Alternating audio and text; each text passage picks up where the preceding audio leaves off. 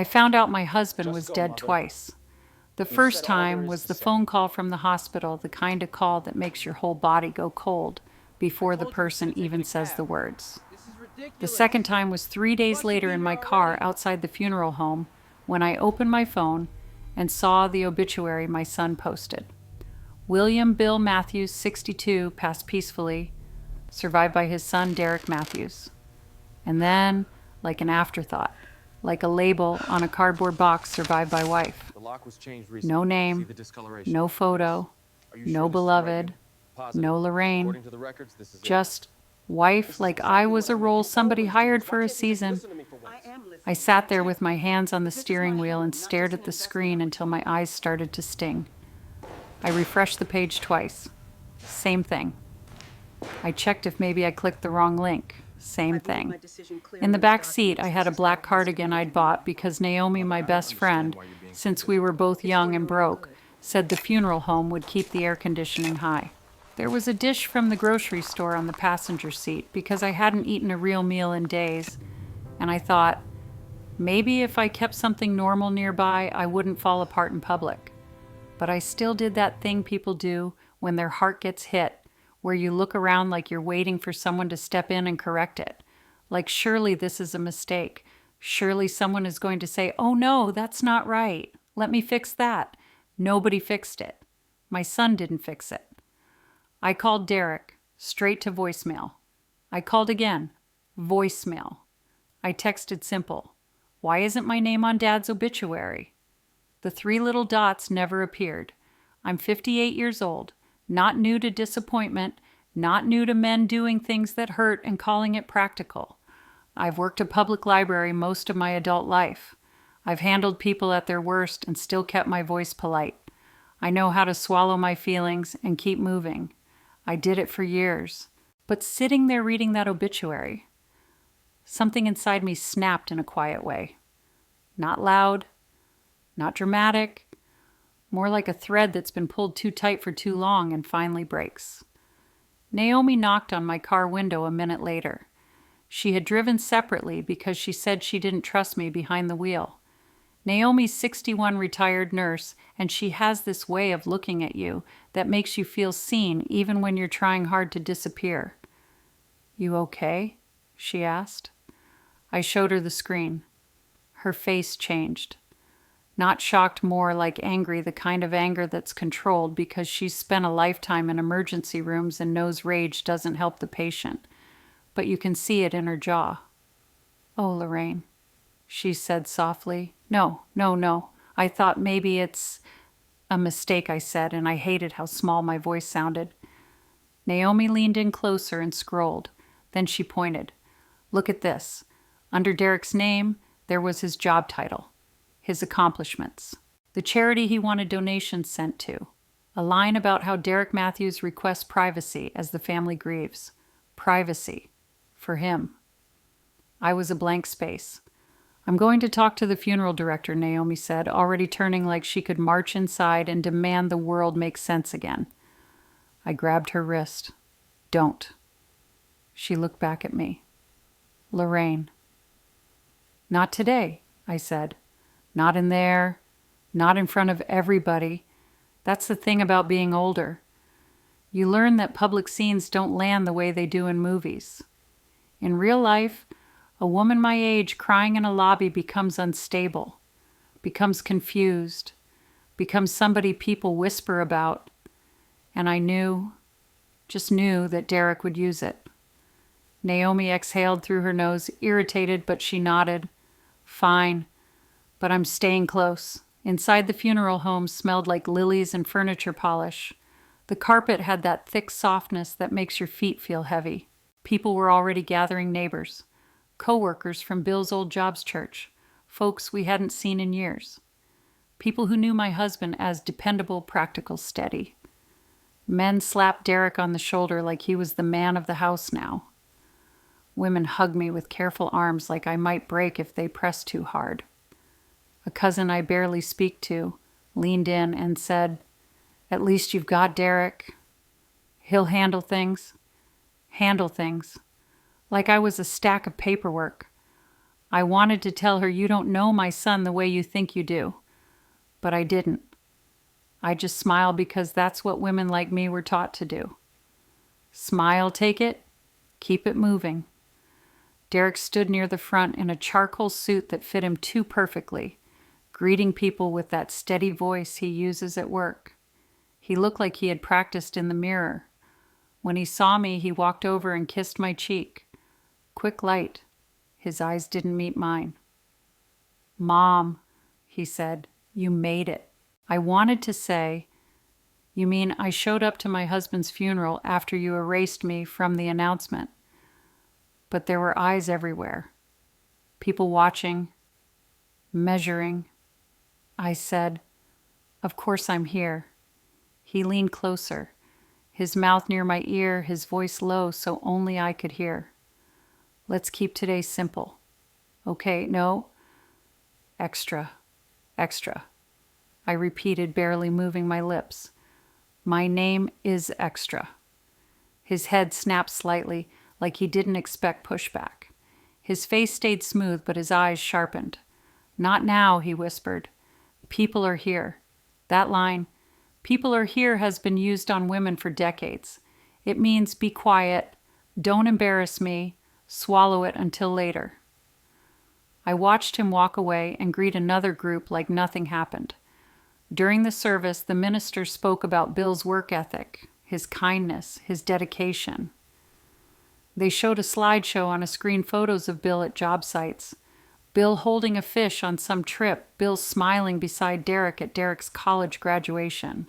There was only one photo of Bill and me together, one. And it wasn't a wedding photo. It was a blurry picture from years ago where I was half turned away laughing at something off camera. That's when I understood something I hadn't wanted to admit. Derek wasn't just careless. He was curating the story. After the service, people lined up to offer condolences. A woman from church, older than me, sweet, always brings pies, held my hands and said, "Lorraine, sweetheart, I didn't realize you were, well, you know, you're so strong." I didn't even correct her. I didn't have the energy to explain that I hadn't been named. In the receiving line, Derek was praised again and again. "You're doing a good job, son. Your dad would be proud. If you need anything, you call us." Nobody asked me what I needed, not one person. I stood next to my son like a piece of furniture placed there to complete the room. Afterward, when people started drifting toward the parking lot, Derek finally came back to me with Naomi hovering close by like a protective shadow. "We're meeting with Mr. Hargrove tomorrow," Derek said. "Dad's attorney. He'll go over everything." "I'll be there," I said. Derek's eyebrows lifted just a fraction. "It might be easier if I go alone. You've been through a lot." Naomi made a noise that wasn't quite a cough. Derek ignored her. "I'm his wife," I said. "I'll be there." He held my gaze for a beat and I saw the calculation. Not grief, not love. Calculation. "Fine," he said. "But the attorney's doing it differently. Dad requested separate appointments." That stopped me. "Separate," I repeated. "Yeah," Derek said, shrugging like it was no big deal. He wanted privacy. Or who knows? Dad was like that. Bill was private, yes. But separate appointments. After 27 years, the funeral director approached then with a clipboard. Derek signed something quickly without asking me. Another tiny cut. Another reminder he's deciding. You're just standing there. When we stepped outside, Naomi walked me to my car. The sky was bright and unfair. The kind of blue that makes you feel like the world is mocking you for being in pain. Naomi leaned against my door and said, "Lorraine, I don't like this. That obituary thing. Something's off. Your son is acting like he's already in charge of your whole life." I stared at my steering wheel. My hands were steady now, but my chest felt hollow. "I know," I said quietly. "I just don't know what to do about it yet." My phone buzzed. A text from Derek. "Don't bring up the obituary again. It makes you look confused." I read it twice, then a third time because my brain didn't want to accept the words. Makes you look confused. That was his move. Not Mom. I'm sorry. Not I'll fix it. But a little push into the corner of elderly woman who doesn't understand things. Naomi saw my face and held out her hand. What did he say I showed her? Naomi's eyes went hard. Okay, she said. Now I'm involved. I should have laughed. I didn't. I couldn't. I slid my phone into my purse like it was hot. I looked at Naomi and said the truth I hadn't said out loud yet. I think my son is trying to erase me while I'm still standing here. Naomi nodded slowly, like she already knew. And as I started my car, I realized something else, something colder. If Derek was willing to erase my name from my husband's obituary in public without blinking, what was he willing to erase next? That night, I didn't sleep. I lay in my bed staring at the ceiling, listening to the house settle and creak, and I kept hearing Derek's whisper in my ear at the funeral home. Let's keep today simple. No extra. Simple. No extra. Like I'd already become an inconvenience. The next morning I put on my black dress again. I made coffee I didn't drink. I checked my phone every few minutes, like it might suddenly turn into a different life.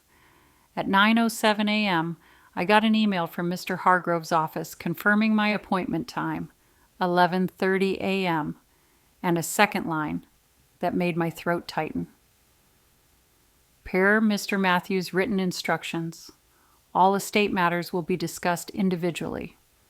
I sat there at my kitchen table reading that sentence, feeling the first real wave of fear rise up in me, because Bill and I weren't supposed to be individual anything. We were supposed to be a unit. That was the whole point of marriage, wasn't it? Building a life together. So why did it suddenly feel like my husband had left the room and my son had moved into his chair? And why did it feel like I was about to walk into that attorney's office and find out my place in my own life had already been decided without me? By the time I pulled into Mr. Hargrove's parking lot, my hands were already tired from gripping the steering wheel. The office was in one of those beige business complexes that all look the same. Faded landscaping, a sign with too many names on it, a row of doors that make you feel like you're about to walk into a dentist appointment. I sat in my car for a full minute and just watched people go in and out. Everybody moving, like their life was normal, like they weren't about to get their heart rearranged by a piece of paper. Naomi had offered to come with me, but Derek had texted again that morning. Dad wanted it private. Don't bring anyone. I almost replied with something sharp. I didn't. I've learned that when a person is holding the keys, you don't swing at them with your bare hands, not yet. You wait. You watch. You gather what you need, so I walked in alone. The receptionist smiled too brightly, like she didn't know whether to treat me as a grieving wife or a difficult appointment on the schedule. She asked for my name, and when I said Lorraine Matthews, she hesitated for half a second before typing it. That half second sat heavy in my chest. Have a seat, Mrs. Matthews, she said. There were 2 chairs. One had a little side table next to it with a bottled water. The other didn't. I sat in the chair with the water and stared at it like it was evidence. After about 10 minutes, a door opened and Mr. Hargrove stepped out. He was in his late 60s, maybe early 70s, clean-cut, soft voice, the kind of man who's been delivering bad news politely for decades. Mrs. Matthews, he said, holding out his hand, I'm very sorry for your loss. I shook his hand and followed him down a hallway that smelled faintly like lemon cleaner. He led me into a small conference room. There was a folder on the table, thick, neat. He sat across from me and cleared his throat. Before we begin, he said, I want to be clear that what I'm about to review with you is legally binding and reflects Mr. Matthews' specific written instructions. The way he said it, careful rehearse made my stomach tighten. Okay, I said. He opened the folder. Your husband asked that I meet with you separately from your son. He believed that was the best way to ensure everyone heard the terms directly without pressure. I almost laughed. Pressure. My son had been pressuring me since the funeral ended. Mr. Hargrove continued, I'm going to summarize, and you'll receive copies of all documents relevant to you today. He looked me straight in the eye when he said relevant to you, and that told me something right away. Whatever was in that folder, it was not going to feel fair. He read the first paragraph, then another. Words about state surviving spouse beneficiaries. My brain tried to keep up, but my body felt like it was sitting somewhere else watching. Then he got to the part that mattered. To my son Derek Matthews, he read, I leave my primary residence located at, he named our address, the one I had slept in beside Bill for years, the one where my coffee mug still sat in the cabinet, the one where my winter coat hung by the door, and the associated accounts and investment portfolio as outlined in Schedule A. I heard the words, but I couldn't make them sit right. Our home. Not his home, not Derek's childhood home. The home Bill and I paid for together, maintained together, lived in together. Mr. Hargrove didn't look up. He just kept reading like he was afraid if he made eye contact he'd have to deal with my face.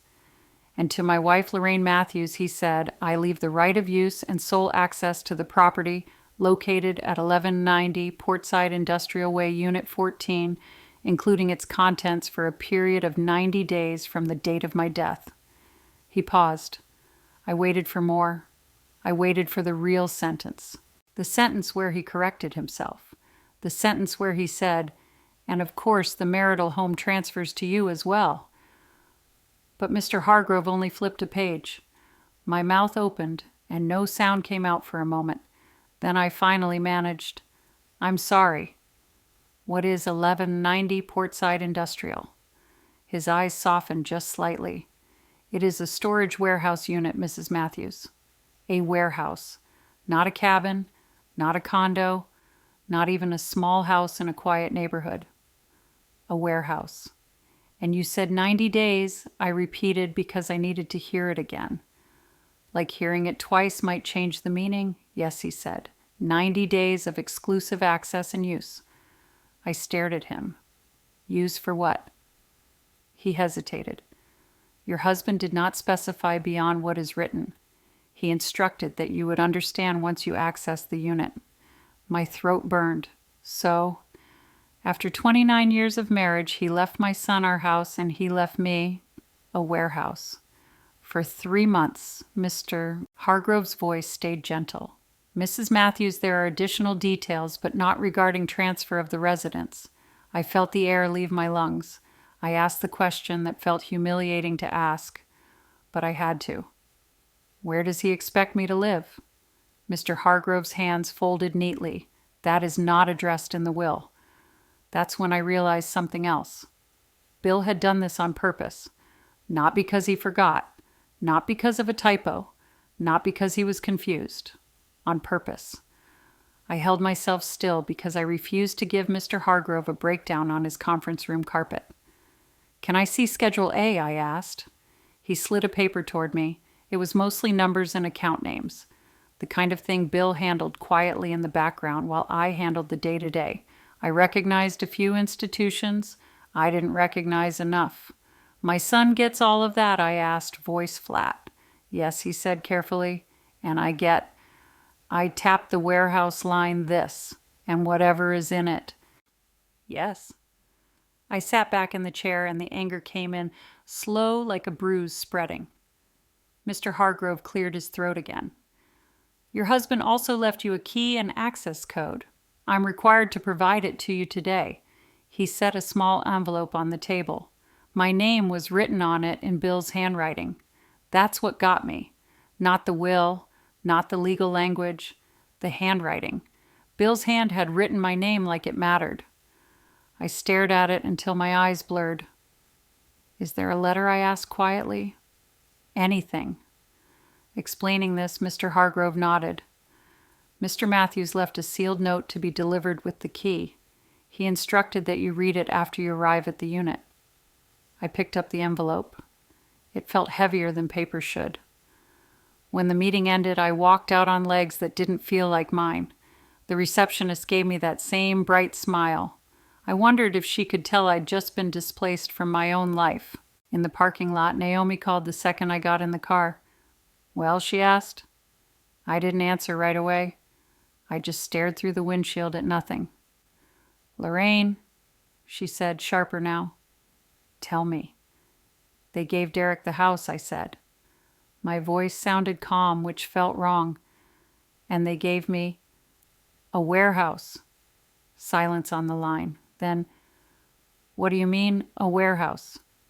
"A storage unit," I said. 90 days.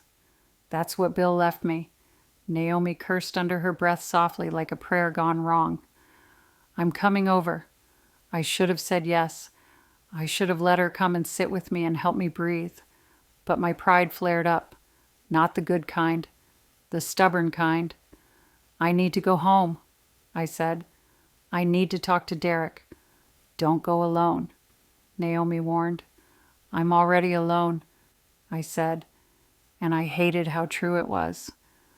When I pulled into the driveway, Derek's car was already there, parked crooked like he'd rushed. The front door was unlocked. That should have comforted me. It didn't. Inside, Derek was in the living room with his jacket off, sleeves rolled up. He looked busy, like a man in control of a project. "Mom," he said without standing. "How'd it go?" I held up the envelope with the key. "You already know how it went."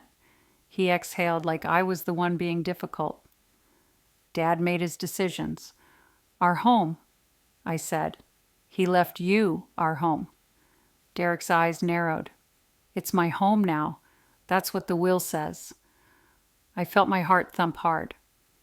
"And where do you think I'm supposed to go?" he shrugged. A full-body shrug, casual practiced. "Naomi's? Or Aunt Sharon's? Or, I don't know, that warehouse thing." Dad must have had a reason. A reason I repeated because I couldn't believe my son was saying this to my face. Derek stood up then finally and walked toward the hallway. "Look, I've got people coming by tomorrow. Appraiser. Maybe a contractor. I need to start making changes in here." "In here," I said. "In my house." "In my house," he corrected, and he didn't even flinch saying it. I stood in the middle of the living room feeling like someone had moved the ground. "I need time," I said. "A few days, a week.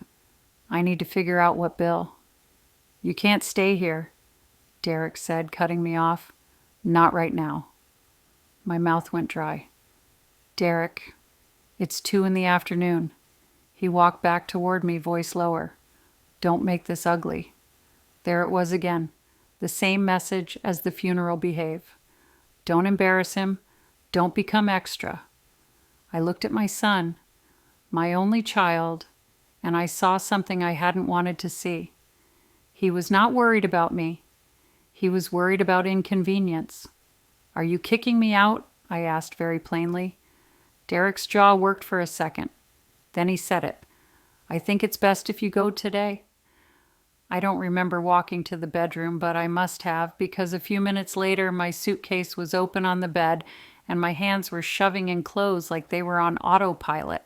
I heard Derek moving around the house, opening drawers, closing cabinets, claiming space.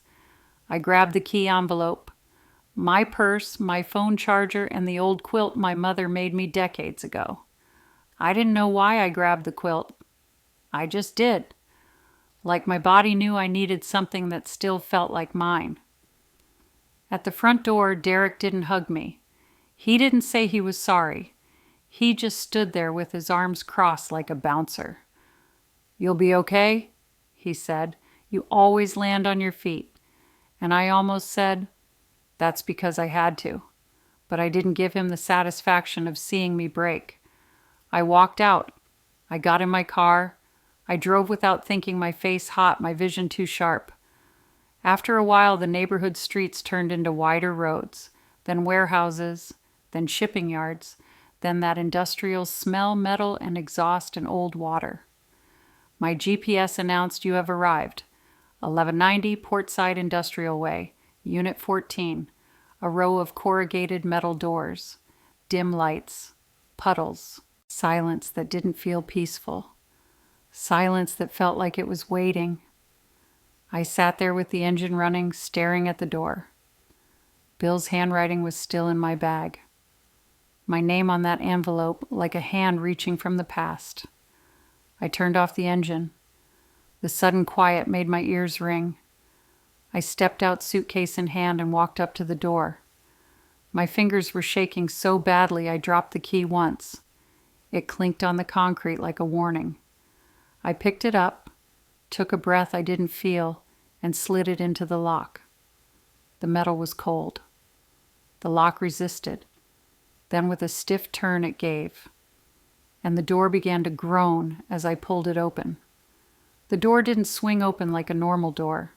It dragged like it hadn't moved in years. Metal scraped metal. The sound echoed down the row of units and came back to me sharp and lonely. I pulled harder. The gap widened just enough for a slice of darkness inside. The air that hit my face wasn't fresh. It was cold and stale with that industrial smell, rubber, old cardboard, faint motor oil, like a place that holds other people's secrets and never asks questions. I stood there with my suitcase by my feet and my heart thumping in my throat. For a second I thought about turning around, driving back, calling Naomi, begging her to come sit with me somewhere normal like a diner and tell me this was all a nightmare. But I'd already been kicked out of my own home. I didn't have the luxury of pretending. I dug in my purse for the little flashlight Naomi had shoved into my hand years ago because women shouldn't be walking around parking lots without one. I clicked it on and aimed it through the narrow opening. The beam cut into the dark and landed on something smooth and pale. Not a stack of boxes, not a dusty couch, not the junk I expected. It looked like fabric. I pulled the door open another foot. More fabric. 3 big shapes, all draped like sleeping animals. Each one covered in a fitted cloth cover. Not the cheap plastic tarp kind, but the thick, tailored kind you see on expensive furniture. They were lined up with space around them, like somebody cared how they were stored. I froze. I couldn't make it make sense. Bill was practical. Bill was the man who'd save twist ties from bread bags because you never know. Bill was not the man who owned anything that needed a custom cover. My flashlight moved again, sweeping the floor. The concrete wasn't stained and cracked like most storage units. It looked sealed clean, almost polished. Along the far wall were metal cabinets neat as a kitchen, a workbench, a little stool, and then my beam caught something that made my stomach drop. Chrome. A grill. The corner of a headlight, round and perfectly clear. A car. Not a dusty old Honda someone abandoned. Not a beater. A real car. The kind people keep in museums. I stepped in without meaning to. My suitcase scraped behind me and the sound made me jump. I turned the flashlight back to the covered shapes, and suddenly I was aware of how quiet it was. No traffic noise. No voices, no comfort sounds, just me and whatever my husband left behind. I moved closer to the first covered car, the one closest to the front. My hands were trembling. I told myself it was just the cold. The cover had a tag stitched into it, small and discreet. I couldn't read it in the dim. I swallowed and grabbed the edge of the fabric. I hesitated. I actually heard Derek's voice in my head. Dad must have had a reason. And for a second, I almost let go. Then I thought about my son standing in my doorway like a stranger telling me to leave. I pulled. The cover slid back smoothly like it was meant to come off with one clean motion. The flashlight caught the curve of the hood, silver paint gleaming like a coin in a dark pocket. The grille was iconic, the kind you recognize even if you don't know cars well. I stared at it until my eyes started to sting. Aston Martin, I whispered, because even I knew that much. My husband watched those old James Bond movies every holiday season, acting like it was a tradition we both loved when really it was his thing, and I humored him. This wasn't a rusty collector's project. This looked pristine, like it had never been touched by the world. I stepped closer, the beam moving over the emblem, the clean lines, the glass. The car looked like it was holding its breath. "What is this?" I said out loud, because I needed the sound of my own voice to feel real. I moved to the next covered shape. My fingers were stiff now, not just from cold, but from disbelief.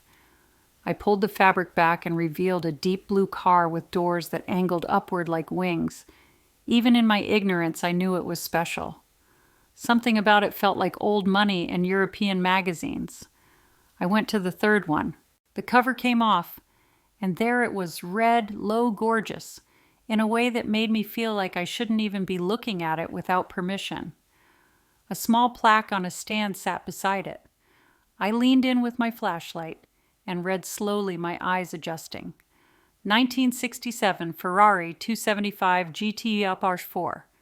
I sat back on my heels right there on that clean concrete floor because my legs suddenly didn't trust me. My husband left me a warehouse and what, $3 million cars? Or were they fake replicas? Something for a movie? No. Nothing about this felt fake. It felt deliberate. I looked around again with the flashlight slower this time. Along the wall were 3 leather portfolios, each in its own slot like files in an office. Labels in neat handwriting. Dates, names, Bill's handwriting. My throat tightened. This wasn't Derek's doing. This wasn't some scheme my son threw together to mess with me. This was Bill. This was my husband. Quiet, careful Bill, who kept his feelings behind his ribs but handled details like they were sacred. I stood up slowly and walked deeper into the unit. The air felt colder near the back, like there was climate control running. That alone made my head spin. Climate control in a storage unit. My flashlight swept the wall near a light switch and stopped. There was an envelope taped there with a strip of painter's tape. My name was written on it in Bill's unmistakable hand. Lorraine, not wife, not Mrs. Matthews, not a legal label. Lorraine. My chest tightened so hard I had to press my fingers to it like I could hold myself together. I pulled the envelope down carefully. The tape peeled off clean like it had been placed yesterday. There was a second piece of paper behind it, folded once. A note. I opened the note first because my hands were shaking too much to manage anything bigger. It was short. Bill never wasted words. Lorraine flipped the light. "Sit down before you read. I'm sorry for the shock. Bill." My eyes blurred so quickly I didn't even feel it coming. Flip the light. I turned toward the switch and hesitated. A stupid hesitation like light might make this more real, and I wasn't sure I could handle real. Then I flipped it. The unit flooded with warm, clean light from recessed fixtures in the ceiling. Not bare bulbs hanging from wires, proper lighting. The kind you'd put in a showroom. And with the light on, I saw things my flashlight had missed. The walls weren't raw metal. They were finished. Painted. There was a small security camera in the corner. A keypad panel by the door. A vent system. A mounted fire extinguisher. Shelving with neatly organized supplies. And in the far back half, hidden by a partition, there was a small door like a closet or an office. It wasn't a warehouse. It was a space someone designed. My head swam. I took 2 steps and sat down on a padded bench I hadn't noticed before because suddenly I didn't trust my knees at all. The envelope in my hands felt heavy again, like it carried the weight of every unanswered question I'd had since Bill died, since Derek erased me, since I opened that obituary and saw wife where my name should have been. I slid my finger under the seal and opened it. Inside was a letter folded neatly written on Bill's plain stationery, the same paper he used to make grocery lists when he felt fancy. I unfolded it and stared at the first line until the words finally sank in. My Lorraine. If you're reading this, then I'm gone, and Derek has already shown you who he is. My breath caught so hard it sounded like a sob. The second line hit even harder. I hate that you had to feel abandoned to find what I left you, but I needed the truth to show itself. I pressed the letter to my chest for a second, like my body needed to hold on to something solid. Then I pulled it back and kept reading, because whatever Bill was doing, whatever he planned, this was the first time since the hospital call that I felt like someone was speaking to me directly. Not to my son, not to the public, not to the family, to me. I couldn't leave you dependent on Derek's goodwill, not after what I've seen these last few years. He's charming when it benefits him. He's cruel when it doesn't. A tear landed on the paper, darkening the ink in a small spot. I wiped my face with my sleeve and kept going. What you're sitting in isn't just a unit, it's yours. Everything inside it is yours. The paperwork is in the portfolios. The instructions are in the drawer. You don't have to decide anything tonight. Tonight, you just need to breathe. I lowered the letter and looked around at the 3 cars shining under the lights like silent witnesses. And for the first time since Derek told me to leave, since I drove into this industrial district with my suitcase and my quilt like a homeless woman, I felt something shift inside me. Not relief, not yet. More like the smallest, fiercest spark of understanding. Bill didn't forget me. Bill didn't leave me with nothing. Bill left me something so carefully protected that even I didn't know it existed. I looked back down at the letter, my fingers tightening around the paper, and I kept reading. I read Bill's letter like I was afraid the words might evaporate if I blinked too long. The paper shook in my hands. The warm overhead lights made everything look almost comforting, which felt wrong, for a place that had just flipped my whole life inside out. 3 cars sitting there like royalty, and me, Lorraine Matthews, 58 years old, still wearing yesterday's jeans and a coat that smelled faintly like grief, trying to understand how my husband had been living a second life right under my nose. Bill's handwriting stayed steady, even in the lines that made my throat tighten. 6 years ago, when I got the first real warning about my heart, I started thinking about what would happen to you if I wasn't here to smooth things over. My stomach turned. Bill had told me he had some issues. He downplayed everything, said the doctors liked to scare people, said he'd change his diet and take the meds and be fine. We argued about it exactly twice, then I let it go, because he got that look like he didn't want pity. I didn't want you spending your later years negotiating with Derek for basic dignity. That line made me close my eyes, because it wasn't just about money. Bill knew that. He knew how Derek's tone changed when he thought I wasn't useful. How my son's patience thinned the minute a conversation wasn't about his work, his plans, his big picture. I'd made excuses. I'd told myself he was stressed, that the world was hard now, that young people had pressure I didn't understand. Bill had been watching the whole time. I tried to talk to him. He heard me, but he didn't listen. I swallowed, tasting that familiar bitterness of regret. I kept reading. So I built something you could hold in your hands, something outside his reach, something that wouldn't be managed by him for your benefit. I looked up again at the cars. The Aston Martin's silver body caught the light in a way that felt unreal, like it belonged in a movie. The blue gullwing looked like it had wings folded tight, waiting. The Ferrari was so red it almost seemed alive. Bill had built this quiet Bill who wore old sneakers until the soles separated, I read on. The cars are valuable, but they're not the point. They're the door. The real security is in the file marked trust. My heart hammered. Trust. I glanced toward the leather portfolios on the wall, suddenly afraid to touch them, like they might be booby-trapped. Not by Bill, by life. Like if I opened them, I'd officially step into a world I didn't belong in.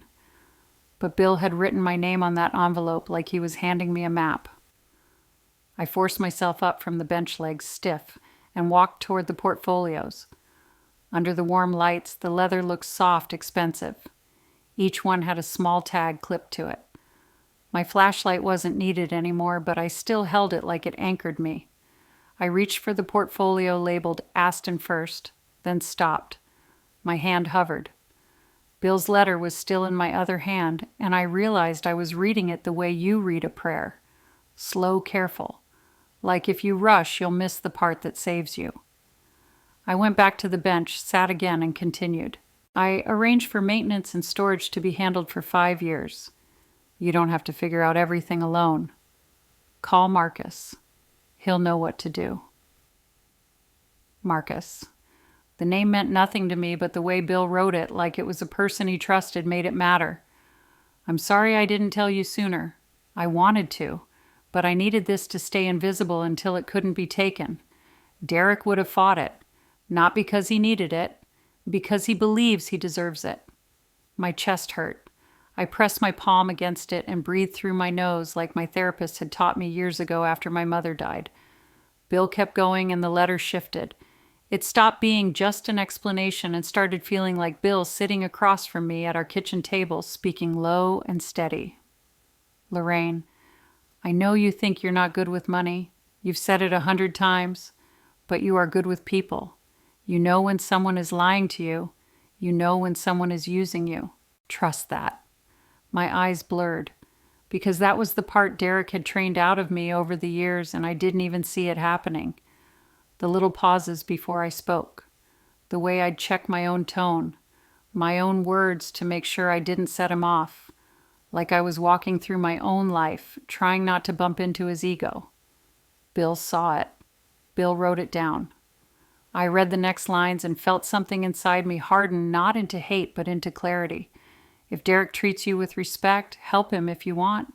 If he doesn't, don't let guilt do what love shouldn't have to. Being his mother doesn't mean being his bank. I let out a sound I didn't recognize. Half laugh, half sob. Because I could already see what was coming. I could already imagine Derek's face if he found out what was in this unit. The way his eyes would sharpen, the way his voice would become smooth and reasonable, like he was negotiating a deal. He wasn't going to suddenly become tender because I had money. He was going to become interested. Bill's letter ended on something small, and it hit me harder than all the big parts.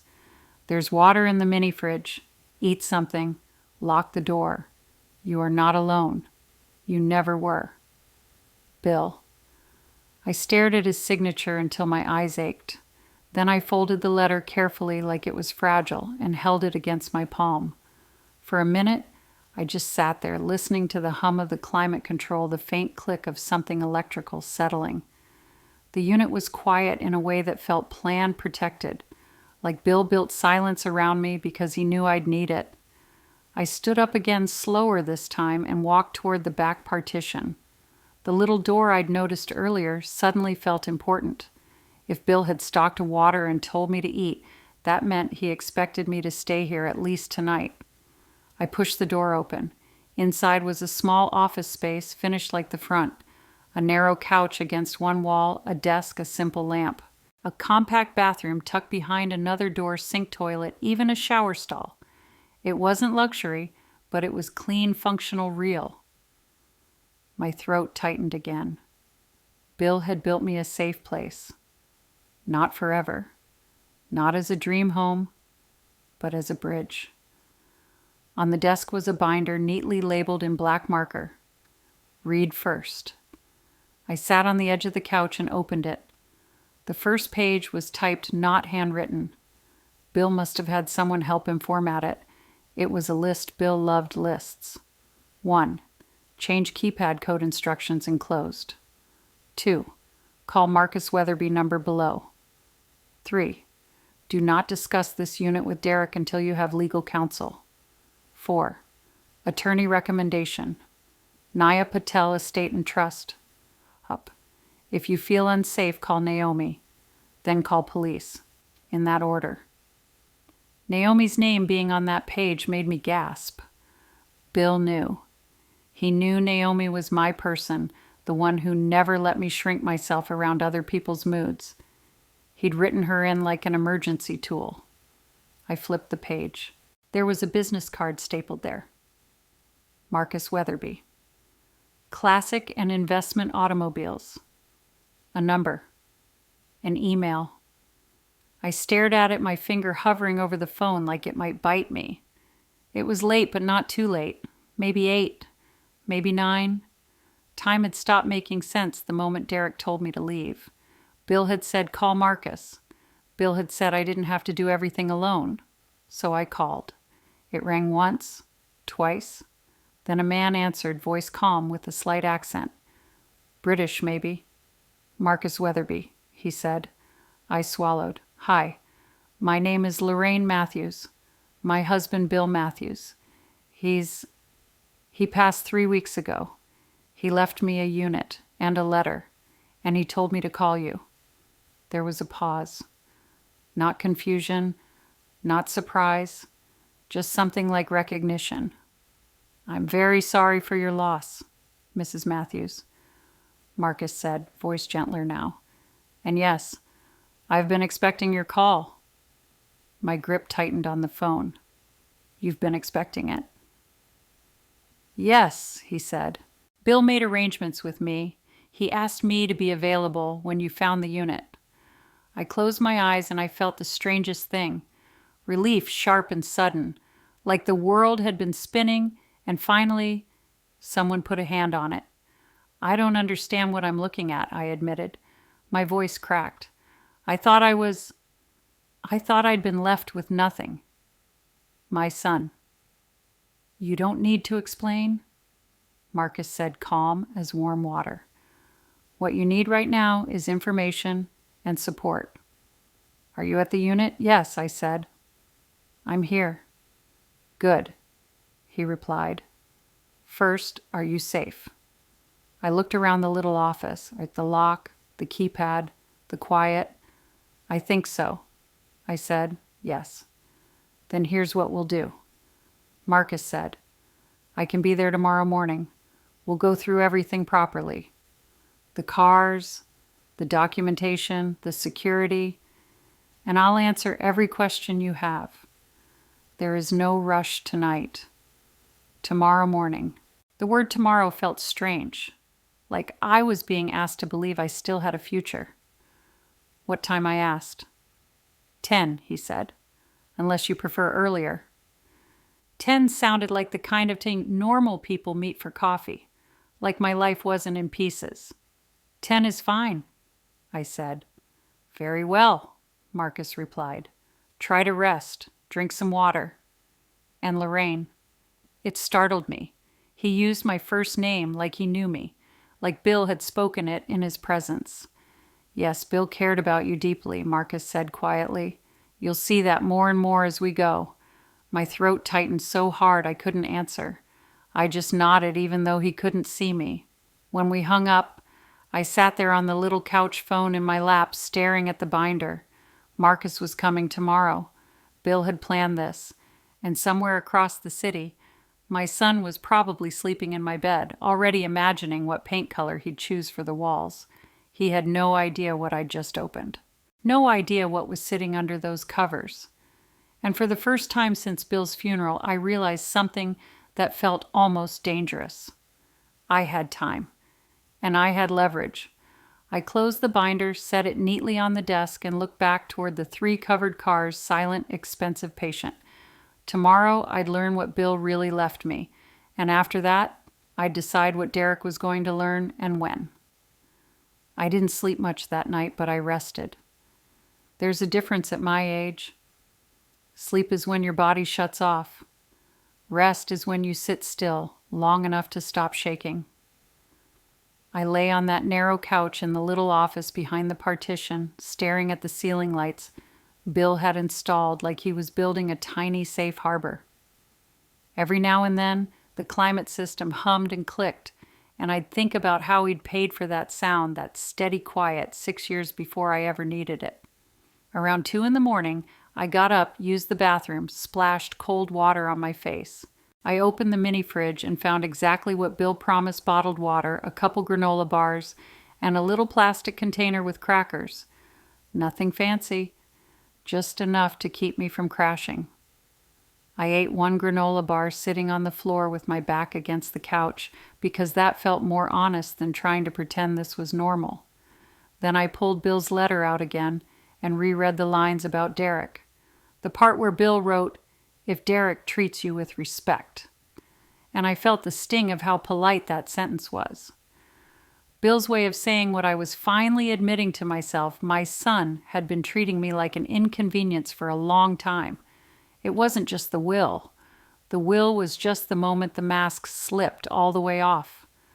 By morning, my eyes felt gritty, but my head was clearer.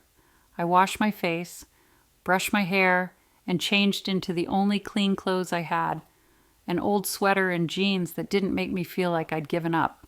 The office had a small closet, and when I opened it, I found a folded blanket and a clean towel. It made my throat tighten again. Bill even stocked towels. At 9:30, I sat at the desk with the binder labeled to read first and forced myself to do what Bill always did when life got messy. I made a list. Not a dramatic list, not a new me list, just a plain practical list. Meet Marcus at 10. Ask what the cars are worth and what they require. Call the attorney Bill recommended, Nia Patel. Figure out where I'm sleeping after tonight. Do not call Derek. Do not respond to any texts until I have a plan. I didn't even know if Derek had texted. I hadn't turned my phone back on since last night. It was still sitting face down on the desk like it could bite me. At 10 sharp, a car rolled slowly down the industrial lane, outside tires crunching on gravel. I stood by the office window and watched a modest sedan pull into the lot. Careful, slow, like the driver respected the place. The man who stepped out looked exactly like the voice from the phone. Silver hair, neat coat, the kind of posture you see in men who don't rush unless they need to. He didn't look like a used car salesman. He looked like an accountant who also happens to know the difference between an original and a fake. He walked up to the main door and waited. He didn't try the handle, didn't look around like he was casing the place. He just waited, hands relaxed, shoulders straight, like he understood this wasn't his space. I took a breath, keyed in the code Bill had written in the binder, and opened the door. Marcus Weatherby turned toward me with a polite, gentle expression. Tweed jacket, leather portfolio tucked under his arm, shoes that didn't have a speck of dust on them despite the gravel. "Mrs. Matthews," he said, and his voice was the same calm one from last night. "Lorraine, thank you for letting me come." I held the door wider. "Thank you for showing up." He stepped inside and paused just for a second, letting his eyes adjust like he was paying respect. Then he nodded, once small and private, toward the covered cars. "He kept them beautifully," Marcus said, almost to himself. "You've seen them before?" I asked. "Yes," he replied. "Many times. Bill and I met here regularly for the last several years." That sentence landed like a weight. Regularly, here. My husband had been coming to this place like it was a second home, and I had been at our house folding laundry and thinking our life was exactly what it looked like. Marcus turned to me. "Before we discuss the cars, I want to check on you." "Are you all right?" I know that's a broad question, but I mean it sincerely. I almost laughed, but it came out more like a breath. "I'm functioning," I said. "That's what I've got right now." He nodded like that was enough. "Then we'll proceed at your pace." We walked to the Aston first. Marcus didn't touch it right away. He talked first like he understood it wasn't just metal and money for me. It was proof that my husband had been living in a part of life I never got to share. "This is a 1964 Aston Martin D-Beef," he said, voice steady. "Silver birch, exceptionally well preserved." Bill insisted on authenticity, matching numbers. "Correct, trim, proper provenance." I glanced at him. "Provenance." He smiled faintly. "The paper trail? Where it's been, who owned it, what's been done to it. In this world, paper matters almost as much as the car." He moved to the leather portfolio mounted beside the Aston and pulled it out carefully. It opened like a book thick with documents. Photos, receipts, certificates. He laid it on the workbench, and pointed to pages with tabs. Bill kept everything meticulous. Marcus continued. Not because he enjoyed paperwork, though he did a bit, but because he wanted you protected. No ambiguity, no room for disputes. My throat tightened. Disputes with whom Marcus didn't flinch. With anyone who might try to claim these assets weren't properly documented, including family. There it was, said out loud. We moved to the Mercedes gullwing. Marcus lifted the cover slightly enough to show the emblem and the curve of the door. 1956 Mercedes-Benz 300 SL, he said. This is rarefied territory, blue chip collectible. Then the Ferrari. He uncovered part of the front end red paint glowing under the lights like it was alive. And this, Marcus said softly, is a 1967 Ferrari 275 GT Beige 4. Very desirable, very well chosen. I stared at the three of them, and for a moment the numbers didn't even matter. What mattered was the fact that Bill had created a whole sanctuary here, and I was only finding out after he was gone. Marcus closed the portfolio and looked at me carefully. Lorraine, he said, do you want the values now, or do you want to talk about what Bill intended first? Sometimes hearing numbers too early feels unreal. I swallowed. Tell me what he intended. Marcus nodded once. He told me you would probably be shocked, he said. He said you might think he didn't trust you, but that wasn't it. He trusted you with the most important part, the decision. The decision about what I asked, though, I had a sinking feeling I already knew. About Derek, Marcus said gently but plainly. About whether Derek would have access to any of this. About whether Derek could use you to reach it. My hands went cold. Marcus walked with me toward the back office where the binder sat on the desk. He pulled out his own leather portfolio and opened it to a page with a simple printed summary. I'm going to be careful here, he said, because I'm not your lawyer, but I can explain what Bill set up at least at a high level. He tapped the page. These cars, he said, are significant, but they are not the whole of it.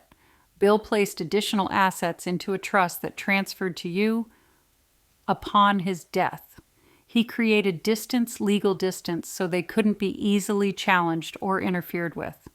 I gripped the edge of the desk. How significant? Marcus hesitated, then spoke like a man delivering medical results. The cars alone, he said, based on current market and the condition, are in the range of 8 figures. My ears rang. He held up a hand quickly, like he knew my brain might short circuit. And Bill also acquired other assets. Marcus continued. Real estate holdings, conservatively structured accounts, enough to provide you long-term security. I stared at him, trying to breathe through the shock. And Derek, I managed. What does he know? Marcus's expression tightened just slightly. He knows what the will gave him, he said. The home, the visible investments. He paused, then added, Bill believed Derek would focus on what looked impressive. That was part of the design. I sat down hard in the desk chair, because now I could see the entire trapdoor Bill built. Derek had thrown me out thinking I was powerless. He'd mocked the worthless unit without realizing it was a vault. Marcus leaned forward. There's something else, he said, voice lower. Bill instructed me to tell you one thing if you asked about Derek. I lifted my eyes. What Marcus's gaze held mine. He told me Marcus said that Derek has already tried to contact me once through an assistant asking what was inside this unit. My stomach dropped. When I asked, 2 days ago, Marcus replied. After Bill's funeral, I refused to discuss anything. I told them I had no authority 2 days ago. So while I was sitting in my car last night feeling like I'd been erased, my son had already been sniffing around this place. He hadn't just turned cold overnight. He'd been calculating. I felt a slow heat rise in my chest. Not rage, not yet, but something like a protective instinct finally waking up. The kind that says you don't get to do that to me anymore. Marcus watched me quietly. Then he said, If you'd like, I I can recommend an estate attorney who specializes in situations like this, someone who understands not just assets, but family pressure. I swallowed and nodded. Bill already did, I said, tapping the binder. Naya Patel. Marcus smiled faintly. Of course he did. I sat there staring at Bill's neat handwriting on the binder label, and I realized the next step wasn't about cars. It was about boundaries. It was about what I was going to do when Derek inevitably realized I wasn't as helpless as he'd decided I was. And as if life wanted to underline that thought, my phone still face down buzzed on the desk. Once, then again. I reached for it slowly like it was a live wire and flipped it over. Derek flashed on the screen. I didn't answer. I just stared at the name, feeling the weight of the moment settle into my bones. Because now I knew something Derek didn't, and I had to decide how long that advantage would last. I let the phone buzz itself quiet. Derek's name sat on my screen like a stain. For a second, my reflex was to answer because that's what mothers do. Right? We pick up, we smooth it over, we take whatever tone they hand us and try to turn it into something manageable. But then I pictured him 2 nights ago standing in our doorway talking about colleagues and renovations like I was a piece of furniture he needed out of the way. And I pictured Marcus telling me Derek had already sent someone sniffing around this unit. So I didn't answer. I flipped the phone over again, face down, like I was putting a lid on something boiling. Marcus didn't say good or finally. He just watched me calm and steady, as if he understood how hard that tiny action was. Do you want me to stay while you make some calls? He asked. Yes, I said quickly, then softened it. If you don't mind. Of course, he replied. I opened the binder and found Nia Patel's number. Bill's handwriting next to it was matter of fact, like he was listing a plumber. I hesitated, then dialed. A receptionist answered and asked my name. When I said Lorraine Matthews, there was a pause, subtle but real, like my name triggered a file somewhere. Ms. Patel is expecting your call, the receptionist said. She can speak to you at 11:30.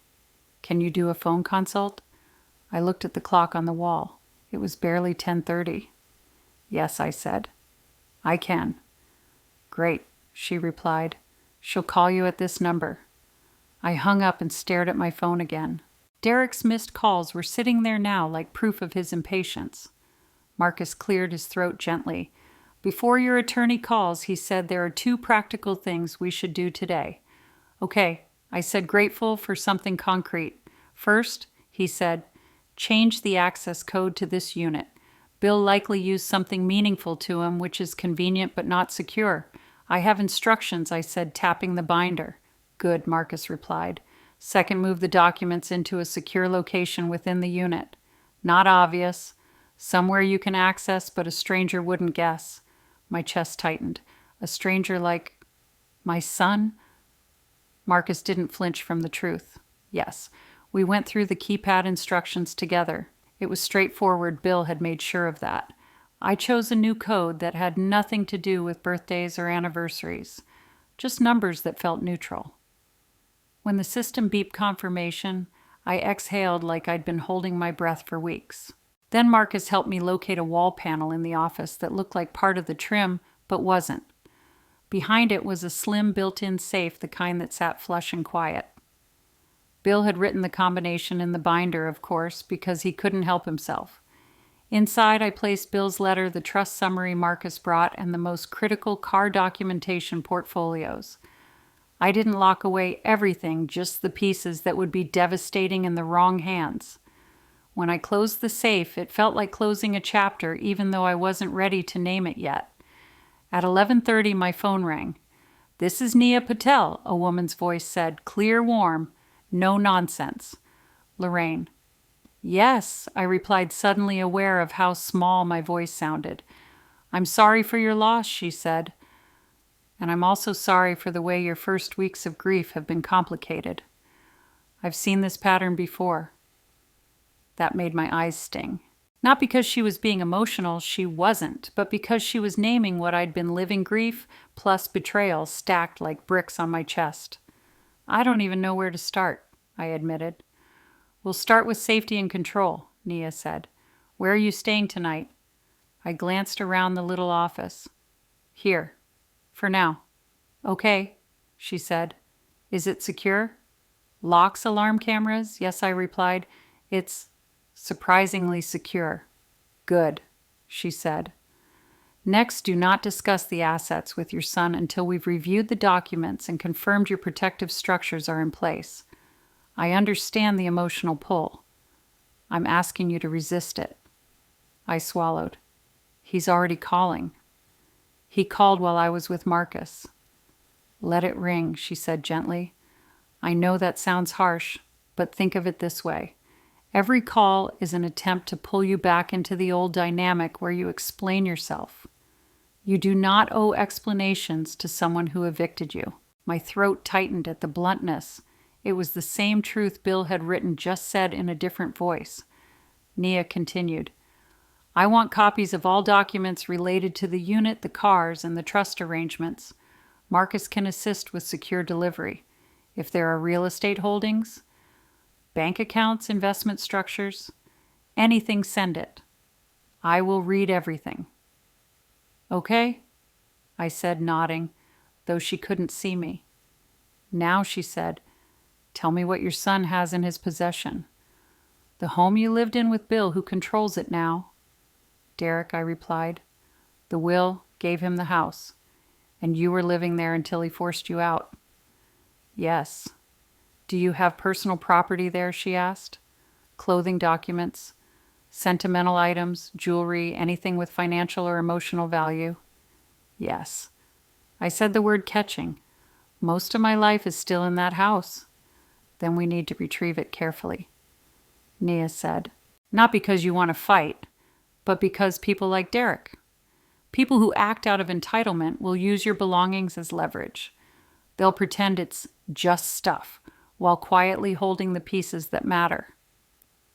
I stared at the desk. That was exactly what Derek would do. And one more thing, Nia added, her tone tightening slightly. You need to be prepared for him to challenge your mental competence. This happens often when adult children want control. They frame the parent as confused, grieving, unstable. They build a story. The air felt colder. He would do that, I asked, even though I already knew the answer. He might, Nia said. Especially if he learns there are assets he doesn't control. The best defense is documentation and calm process. We move deliberately. We don't react. We build a paper trail of your decisions. I swallowed hard. Okay, good, Nia replied. Here's what I want today. Do not return to the house alone. If you must go, you take someone, Marcus, a friend. Even a police civil standby if necessary. And you do not sign anything Derek gives you. No simple forms. No, just to confirm. Nothing. My mind flashed to Derek's smooth voice, the way he could make anything sound reasonable. Understood, I said. Excellent, she replied. I'll schedule an in-person meeting within 48 hours. Until then, your job is to stay safe and gather information. Not to argue with Derek. Not to convince him. Not to teach him. Her words landed like a slap and a hug at the same time. When the call ended, I sat very still. Marcus was in the doorway, waiting politely, like he didn't want to intrude. She's good, I said quietly. He nodded. Bill chose well. I should have felt empowered right then. And part of me did. But the bigger feeling was grief. Grief that Bill had been planning for me to need this kind of protection for my own child. Marcus gathered his portfolio. I'll return tomorrow if you want, he said. Or whenever. My team can also provide a security check on the exterior, just in case. Thank you, I said, and I meant it. After he left, the unit felt too quiet again. I turned my phone over and finally looked. 5 missed calls from Derek, then a text. Where are you? Helen said. You're not there. Call me now. Another text came a minute later, like he'd been standing there watching the typing bubbles in his own mind. Also, your stuff needs to be out by tomorrow. Contractors are coming. I boxed what I could. My stomach clenched. He wasn't asking. He was announcing. Then the third message hit like ice water. And before you play dumb, I drove by that unit Dad left you. Saw enough through the window to know you're hiding something. Don't make this ugly. My hands went numb. So he'd been there. He'd looked. He'd connected dots. I stared at the screen until my eyes blurred. I could feel the old instinct rising, the urge to call him back, to calm him down, to negotiate, to make him reasonable. But Nia's voice cut through that reflex. We don't react. We move deliberately. I placed the phone down, face up this time, like I wasn't afraid of it anymore. Then I opened my notebook and wrote a new line on my list. Go back for my things, but not alone. And underneath it, I wrote something I didn't even know I had in me until this moment. Do not let him rush me. I sat there in Bill's hidden safe harbor, listening to the hum of the climate control, and I understood what the next step was.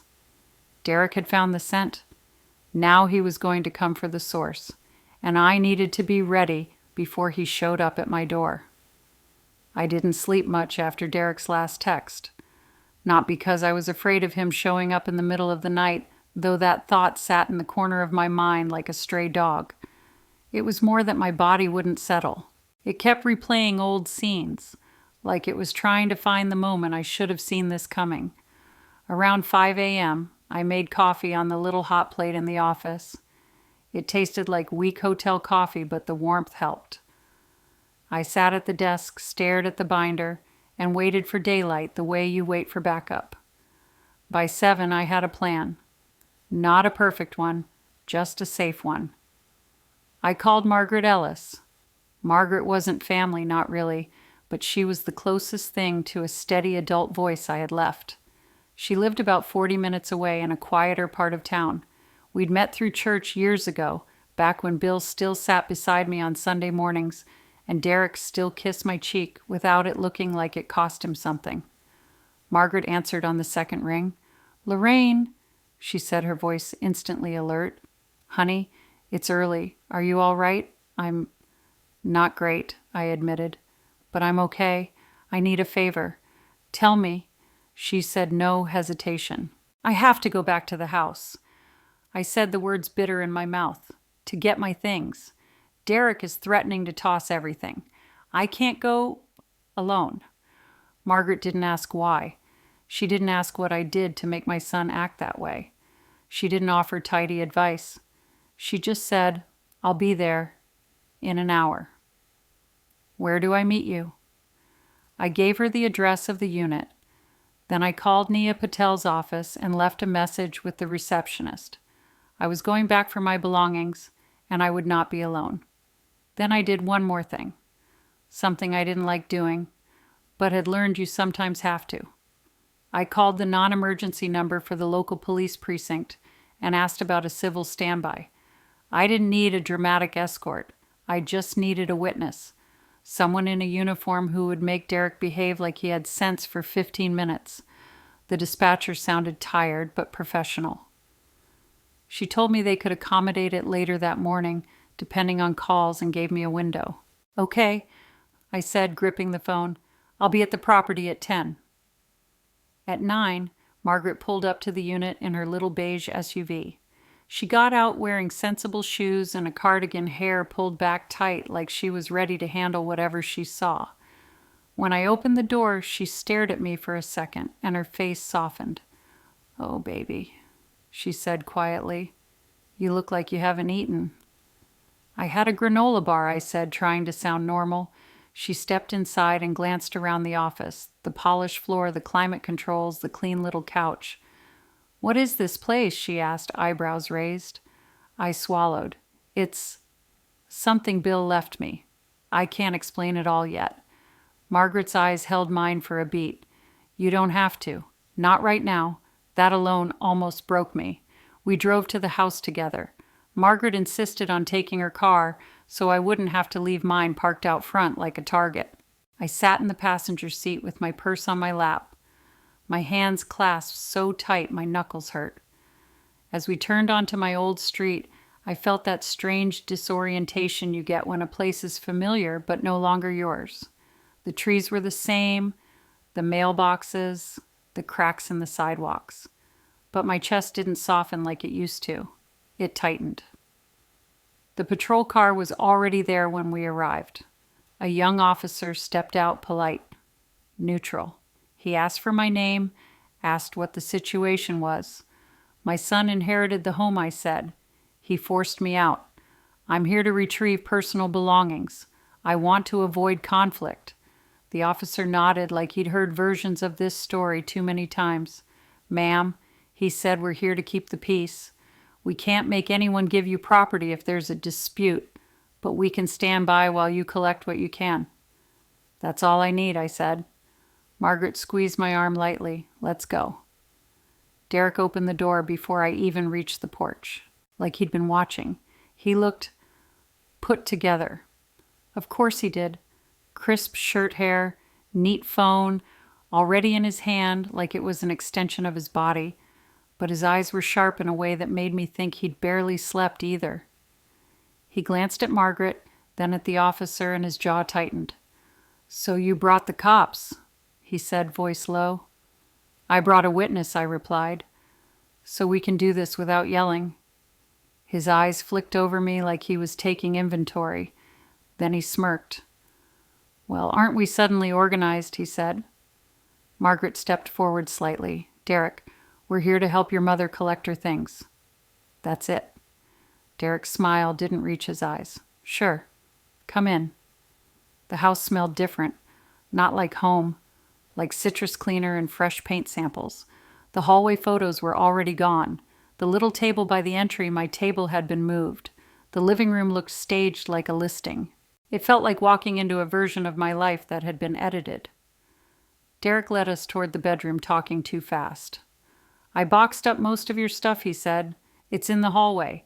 I have contractors coming this afternoon, so we need to make this quick. I stopped in the doorway of the bedroom. The bed was stripped. My side of the closet was half empty. Boxes lined the wall like someone had packed me into cardboard. I felt heat rise behind my eyes, but I forced myself to keep moving. Where are my documents, I asked. My passport, my birth certificate, Bill's death certificate copies, insurance papers. Derek waved a hand. Probably in one of the boxes. I didn't go through everything. I'm not trying to steal your identity, Mom. That casual cruelty making a joke out of something serious hit me harder than if he'd yelled. Margaret knelt and started opening boxes, methodical, focused. I could have cried just watching her hands move.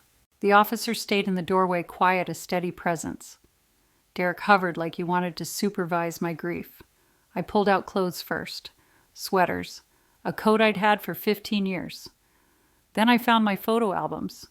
2 of them stuffed under a pile of linens like they were trash. Why are these here? I asked, my voice tighter than I intended. Derek shrugged. They're just old pictures. They weren't just pictures. They were proof I existed before I became the old lady in the way. I tucked them into a box and kept going. In the bottom of another box, I found Bill's watch case empty, the place where his old Omega used to sit, the one he wore on our anniversary trips. My heart thudded. Where is Bill's watch? I asked, looking up. Derek blinked too quick. What watch? You know exactly what watch I said. The one he wore for years, the one he kept in that case. Derek's eyes flashed, and then he recovered, putting on that smooth tone again. I took it, he said plainly. He left the house to me. His things are mine. You're taking enough. Margaret's head snapped up. Derek, that's not how it works. Personal effects. It's exactly how it works, he cut in. Then he looked at me. Besides, you've got that unit Dad left you. The mystery garage. Don't act like you're the one suffering here. The officer shifted slightly, a subtle warning. I could feel my pulse in my ears. Not because of the watch, though, that hurt, but because he said it again, the unit, like he wanted to make sure I understood he was circling the real target. I took a slow breath and kept my voice calm. I'm not here to argue about inheritance, I said. I'm here for my belongings. Derek stepped closer, lowering his voice so the officer might not catch every word. I looked through the window yesterday, he said, eyes narrowed. I saw the cars. Don't lie to me. Dad hid assets. He hid them from me. And now you're playing innocent, hiding out suddenly lawyering up. Margaret stood and moved next to me, shoulder to shoulder. Derek, she said sharply, your mother is not hiding anything. She is grieving. He ignored her. You're going to tell me what's in that unit. He said to me the demand naked now, or I'll make this a whole thing. I'll contest everything. I'll tell people you're not well. You've been acting confused since the funeral. You disappeared. You're not thinking straight. My stomach dropped. There it was, the exact threat Nia warned me about. I stared at him, and for a second I saw my little boy's sticky hands scrape knees. Then it disappeared behind the man standing in front of me, cold and confident. The officer cleared his throat. Sir, he said, firm but controlled, you need to step back. This is a civil standby. We're here to keep things calm. Derek forced a smile. Of course, officer. I'm calm. He looked back at me and the smile vanished. Just remember, he said quietly, this isn't over. My hand shook, but I kept packing. I didn't respond. I didn't give him the satisfaction. I found my documents in the bottom of a box labeled Missed Say. Like my identity was miscellaneous. Margaret carried 2 boxes to her car. I carried 1. My arms felt weak, but my spine felt straighter than it had in weeks. When we reached the front door, I turned once just to look at the hallway, the empty walls where our family photos used to be. The clean stage space. Derek stood near the kitchen watching phone in hand again. And I realized something clear as daylight. He wasn't going to let this go. He'd tasted the possibility of more, and he was already building a story to take it. We loaded the last box into Margaret's SUV. The officer nodded at me once, quiet encouragement, then returned to his car. Margaret looked at me. You did good, she said softly. I wanted to believe her. As we pulled away from the curb, my phone buzzed in my lap. A text from Derek like he couldn't wait even 10 seconds. You can't hide this forever. I'm coming to that unit next. I stared at the words until my eyes burned. Margaret glanced over. He's not done, is he? No, I said, voice flat. He's just getting started.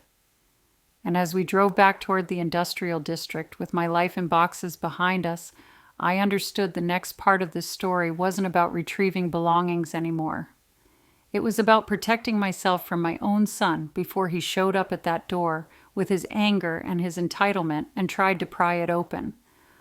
By the time Margaret dropped me back at the unit, my whole body felt like it had been braced for impact all day. Boxes sat in the back of her SUV like a badly packed version of my life coats, photo albums, paperwork, the small things I could grab in a hurry, while my son stood in my home and talked about me like I was an inconvenience with legs. Margaret parked close to the roll-up door and turned off the engine. You're sure you want to stay here tonight? She asked, keeping her voice gentle, like she already knew the answer, but wanted to give me the dignity of saying it. I don't have another place that's mine, I said. Not right now. And I don't want to run. Margaret nodded slowly. Okay. Then we make this as safe as we can. We unloaded the boxes into the office first. The unit was quiet. Clean, almost too clean. It didn't feel like a home, but at least it didn't feel like Derek's home either. I set my purse down on the desk and checked my phone again. No new calls. Just that text from Derek, I'm coming to that unit next. I stared at it long enough that the words stopped looking like words and started looking like a threat you could hold in your hand. Margaret watched me. Call your lawyer, she said. I will, I replied. But I also need Marcus. Then call Marcus, she said. Now. So I did. Marcus answered quickly like he'd been expecting my number. Mrs. Matthews, he said. Are you all right? No, I told him because I was done pretending. Derek came to the house while I was retrieving my things. He took Bill's watch, and he threatened me. He said he's coming here next. There was a pause, short but loaded. Understood, Marcus said. Is Margaret with you? Yes. Good, he replied. I'm going to call my security vendor. I'll be there within 90 minutes. In the meantime, do not open the door to anyone you don't know. And if Derek arrives, you call the police. No discussion, no debate. My throat tightened. He's my son. I know, Marcus said, and his voice didn't change, which somehow made it worse. That does not make him safe. After I hung up, Margaret and I went through the unit like we were checking a hotel room before a storm. I locked every access point I could lock. I made sure the office door shut properly. I pulled the blinds down over the small window in the side door. Then I sat on the couch and tried to breathe. Margaret unpacked my box of documents like she was sorting a client file. Birth certificate, passport, social security card, Bill's death certificate, copies, insurance paperwork. She slid them into a neat stack on the desk. You're going to keep these in that hidden safe, she said, matter of fact. I already put the main estate documents in there, I told her. Good, she replied. Put these in too. I nodded, then hesitated. He told the officer today that I've been acting confused, that I disappeared.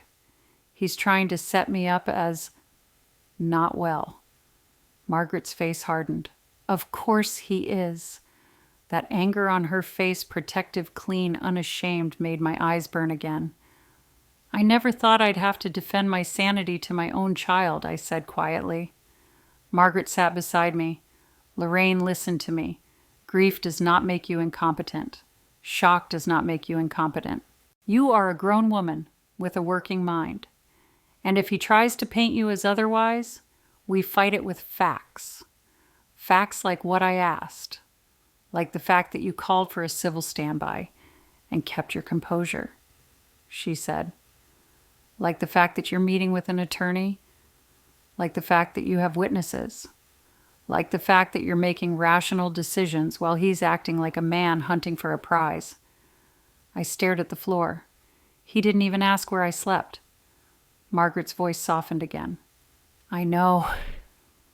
The unit's silence pressed in around us. I could hear the faint hum of the climate system. Somewhere above, an LED fixture buzzed slightly. It felt like being in a carefully built secret, which I realized was exactly what it was. I called Nia Patel next. She didn't answer, but I left a detailed message. Derek threatened to come to the unit. He implied I was confused. He admitted to peeking through the unit window and seeing vehicles, and he was escalating. 10 minutes later, Nia called back. Lorraine, she said you did the right thing with the civil standby. My shoulders dropped a fraction. He's coming here. Then we treat him like any other person threatening your safety, Nia replied. If he shows up, you do not engage. You do not step outside. You call the police.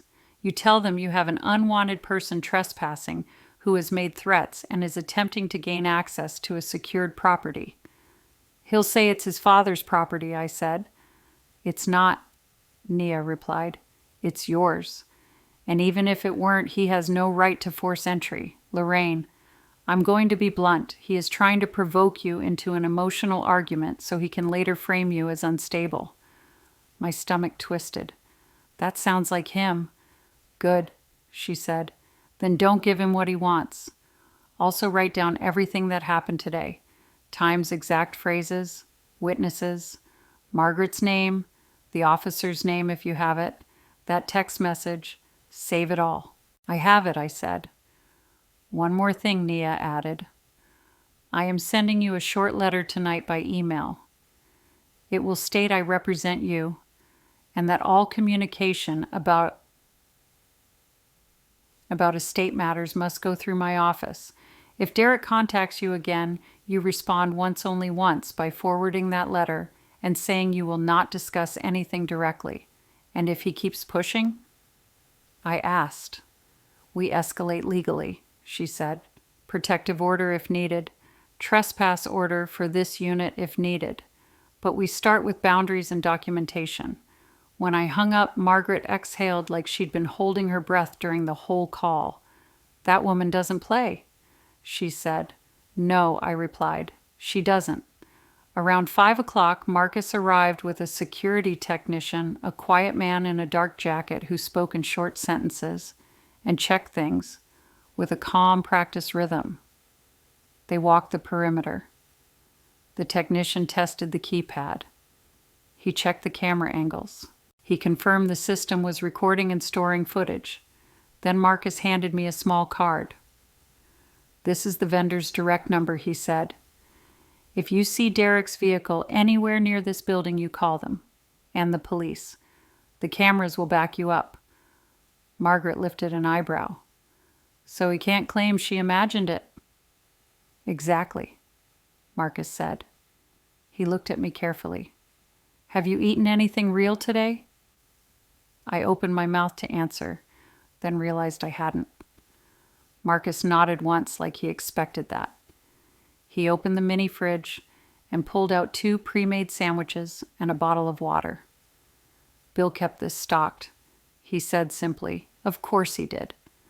That detail, the fact Bill had thought about me being hungry in a moment like this, hit me harder than the threats did.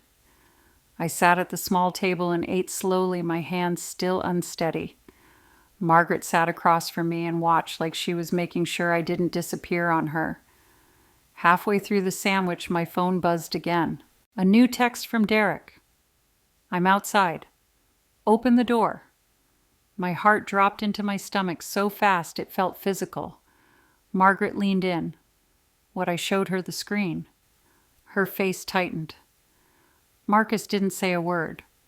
He just moved to the camera monitor the technician had pulled up on a tablet. He tapped the screen and there it was, grainy but clear enough. Derek's car. Parked crooked near the entrance like he owned the place. Derek himself stepping out, phone in hand, shoulders squared. He looked around, then walked toward the unit door with the confidence of someone used to getting his way. My mouth went dry. He found it. Marcus's voice was quiet and controlled. "Call the police. Now." I stared at the screen, watching my son approach the door that protected everything Bill had hidden for me, everything that had become my lifeline. Margaret squeezed my arm hard enough to hurt. "Lorraine, call." I swallowed and reached for my phone. On the monitor, Derek lifted his hand and knocked 3 sharp raps, impatient, like I was late answering him. Then he leaned close to the keypad as if he might try a code. I hit the call button with shaking fingers. And while the line rang, Derek's voice carried faintly through the door, muffled but unmistakable, my son, speaking to me like I was a problem he planned to solve. "Mom," he called loud enough to be heard. "I know you're in there." The dispatcher picked up on the second ring. 911. "What's your emergency?" My voice came out steadier than I felt. "Hi, my name is Lorraine Matthews. I'm at a private storage unit at 1420 Industrial Parkway. My adult son is outside the door. He's not authorized to be here, and he's trying to force contact. I'm inside with another person. I need an officer." "Is he armed?" "I don't know," I said honestly. "He's angry. He has threatened me by text. He's tried to intimidate me, and he's attempting to access the property. Are you safe inside?" "Yes," I said. "The door is locked." "All right. Stay on the line. Officers are on their way." I kept my eyes on the monitor. Derek was still at the door, leaning in toward the keypad like he could guess the code through sheer entitlement. He knocked again, harder this time. "Mom," he called louder. "Open up. This is ridiculous. Ridiculous. Like I was the one being dramatic. Like he wasn't standing outside a secured unit in an industrial lot trying to get in because he'd smelled something valuable." Margaret stood close to me, one hand on my arm, the other holding her phone, as if she was ready to record. Marcus had his arms folded, calm but watchful, like a man who'd spent years around expensive things, and the kinds of people who believe they deserve them. Derek stepped back from the door and paced in a tight line, phone pressed to his ear now. I couldn't hear the call, but I could see his mouth moving fast. Then he turned and looked straight at the camera. I don't know if he understood it was there, but the way he stared like he was daring whoever was watching made my stomach twist. A notification popped up on my phone. Unknown caller. I didn't answer. It rang again. Margaret whispered, "Don't. Let it go." I let it go. Then another text came in. "If you don't open up, I'll break the damn door. Don't make me do this." My hands went cold. That wording, "don't make me," like violence would be my fault. I showed Marcus the screen. He nodded once, then looked at the dispatcher through my speakerphone. "Ma'am," he said calmly, "I'm here with Mrs. Matthews. I'm her representative on this property. Her son is trespassing and making threats. There's live camera footage." The dispatcher's tone sharpened. "Understood. Officers are en route." On the monitor, Derek walked up to the door again. He put his palm flat against it and leaned his forehead there for a second, like he was trying a different approach. Then his shoulders lifted and dropped an exaggerated sigh. "Mom," he said quieter this time, and something about that shift made my skin crawl. "Come on, I'm not trying to hurt you. I just want to talk." It was the voice he used when he wanted something. The coaxing voice. The voice that sounded reasonable to outsiders. Margaret muttered, "Oh, he's performing now." Derek leaned close again. "You're making this into a bigger deal than it needs to be. I'm your son." There it was again. The role. The title. Like being my son was a master key. I didn't respond. I stayed behind the office door out of sight, watching on the screen like I was watching a stranger. Because in that moment, he felt like one. He tried the handle. It didn't budge. Then he did something that made my throat tighten. He took out his phone and held it up to the window beside the door, angling it like he was filming through the glass. Margaret's voice went sharp. "He's recording you." I felt heat flash through me. "Why would he?" "Evidence," Marcus said quietly. "Or leverage." On the monitor, Derek backed up, still filming. He lifted his voice again louder for the camera. "My mother is inside," he called. "She's confused. She's been acting erratic since my dad died. I'm just trying to make sure she's okay." My stomach dropped so hard I thought I might be sick. He was building the story right in front of the door. I looked at Margaret. She looked like she wanted to open the door just to slap sense into him. Marcus's jaw tightened. "Stay calm," he said to both of us. "Let him talk. The camera will show the whole context." The dispatcher's voice came through the speaker. "Ma'am, can you describe him?" I did. Male, late 30s. Light skin, about 6 feet, wearing a blue button-down. He's holding a phone and filming. He has a black SUV parked near the entrance. License plate. I leaned toward the monitor. Marcus zoomed in with the tablet. I read the plate out loud. Derek was still talking to his phone like he was in court. "She won't answer me," he said. "She's been hiding out in this place and won't tell anyone where she is. I'm worried about her." He turned slightly, panning the phone across the building, and I realized he wasn't just filming me. He was filming the location, the security, the outside. He was collecting information. A small, ugly thought hit me. He wasn't improvising this. He'd practiced this kind of narrative before in deals in conflict in controlling rooms. Headlights swept across the lot. The patrol car rolled in slow and deliberate. Then another behind it. Relief flooded my chest so fast it almost made me dizzy. Derek saw them, and his shoulders squared. He slipped his phone into his pocket, then pulled it back out again, as if deciding which version of himself to show. 2 officers stepped out. One approached Derek. The other stayed closer to the car, watching hands, watching posture. Watching. What I now understood were the details that matter when things can go sideways. The first officer spoke. I couldn't hear the words, but I saw Derek's mouth move quick, defensive, then smooth. He gestured with open hands, palms out, the universal sign of "I'm not a threat." He pointed toward the door. Then he pointed toward the street as if explaining. Then he took out his phone and held it up like proof. The officer listened without moving much, like he'd been trained not to mirror emotion.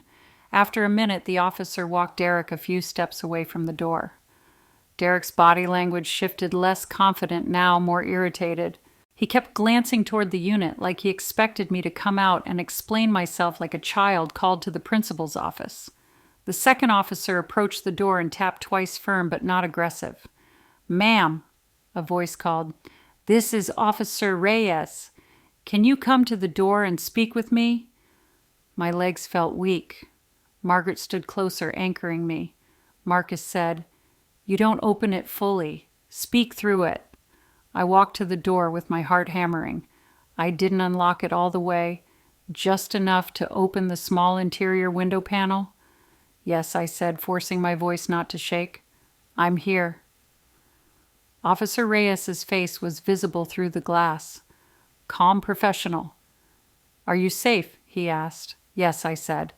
"I called because my son is not authorized to be here. He has threatened me by text. He is trying to get access to this property. Do you have those messages?" "Yes," I said. "I can show you." He nodded. "All right. We're going to ask him to leave.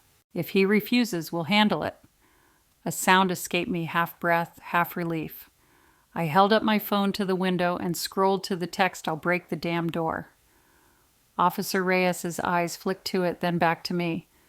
"Okay," he said quietly. "That helps." Behind him, I could see Derek in the lot, talking animatedly to the other officer. Then he lifted his head and looked straight at me through the small window.